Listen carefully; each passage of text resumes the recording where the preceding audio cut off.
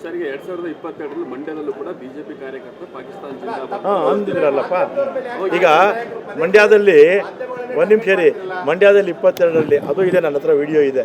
22ರಲ್ಲಿ ಅವರು ಪ್ರೊಟೆಸ್ಟ್ ಮಾಡುವಾಗ B J ಪಿಯವರು ಅವನು ಪಾಕಿಸ್ತಾನ ಜಿಂದಾಬಾದ್ ಅಂತ ಬಿ ಜೆ ಪಿ ಕಾರ್ಯಕರ್ತ ಕೂಗ್ತಾ ಇರ್ತಾನೆ, ಅವನು ಇನ್ನೊಬ್ಬ ಕಾರ್ಯಕರ್ತ ಬಾಯಿ ಮುಚ್ತಾನೆ.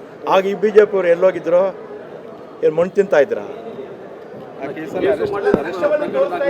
ಮಾಡಲಿಲ್ಲ, ಕೇಸು ಮಾಡಲಿಲ್ಲ. ಒಂದು ನಿಮಿಷ ರೀ, ಅವಾಗ ಕೇಸು ಹಾಕಲಿಲ್ಲ ಅವ್ರ ಮೇಲೆ. ಇದನ್ನು ಪೊಲೀಸ್ ಏನು ದಾಖಲೆ ಜೈಲಿಗೂ ಕಳಿಸ್ಲಿಲ್ಲ. ಅಟ್ಲೀಸ್ಟ್ ನಾವಾದರೂ ಜೈಲಿಗೆ ಕಳಿಸಿದ್ದೀವಲ್ಲ, ಕೇಸ್ ಹಾಕಿದ್ದೀವಲ್ಲ.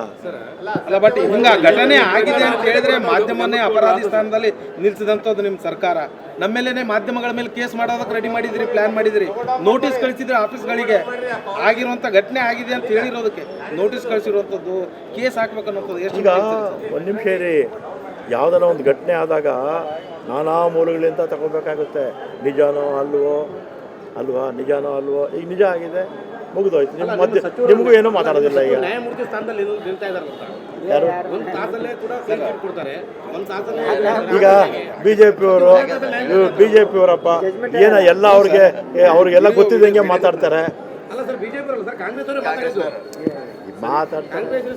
ಅವ್ರಿಗೆ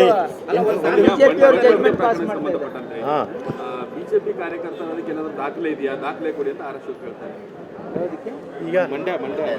ಈಗ ಇಡೀ ವಿಡಿಯೋನೇ ಇದೆಯಲ್ಲ, ಮಂಡ್ಯ ಬಿ ಜೆ ಪಿ ಕಾರ್ಯಕರ್ತ ಅವ್ರ ಜೊತೆಯಲ್ಲೇ ಕೂತು ಪಾಕಿಸ್ತಾನ ಜಿಂದಾಬಾದ್ ಅಂತ ಹೇಳಿದ್ದು, ಇನ್ನೊಬ್ಬ ಕಾರ್ಯಕರ್ತ ಬಾಯಿ ಮುಚ್ಚಿದ್ದು, ಆ ವಿಡಿಯೋ ನನ್ನ ಹತ್ರ ಇದೆ, ನಿಮಗೆಲ್ಲ ಕಳಿಸ್ತೀನಿ. ಆವತ್ತಿಗೆ ಇವ್ರ ಬಾಯಲ್ಲಿ ಏನು ಇಟ್ಕೊಂಡಿದ್ರಪ್ಪ? ಏನು ಅವತ್ತು ಯಾಕೆ ಮಾತಾಡಲಿಲ್ಲ? ಪ್ಲಾಸ್ಟ್ ಹಾಕ್ಕೊಂಡಿದ್ದು ಯಾಕೆ ಹಾಕ್ಕೊಂಡಿದ್ರಿ? ಮನ ಮರ್ಯಾದೆ ಬೇಡ ನಿಮಗೆ? ಮಂಡ್ಯದಲ್ಲಿ ನಿಮ್ಮ ಬಿ ಜೆ ಪಿ ಕಾರ್ಯಕರ್ತ ಪಾಕಿಸ್ತಾನ ಜಿಂದಾಬಾದ್ ಕೂಗ್ತಾನಲ್ಲ, ಯಾಕೆ ದಾಖಲೆ ಅಲ್ಲ? ಫ್ಲಾಗ್ ಇಟ್ಕೊಂಡಿದ್ದಾರೆ, ಇದು ಹಾಕ್ಕೊಂಡಿದ್ದಾನೆ, ಅವ್ರ ಜೊತೆಯಲ್ಲೇ ಕೂತವನೆ ಅಲ್ವಾ? ನೋಡಿ, ನಾವು ಯಾರು ಕೂಗಿದ್ರು ಅವ್ರಿಗೆ ಜೈಲು ಕಳಿಸಿದ್ದೀವಿ. ಬಿ ಜೆ ಪಿಯವ್ರು ಜೈಲು ಕಳಿಸ್ರ, ಕೇಸು ಹಾಕ್ಲಿಲ್ಲ, ಏನೂ ಇಲ್ಲ.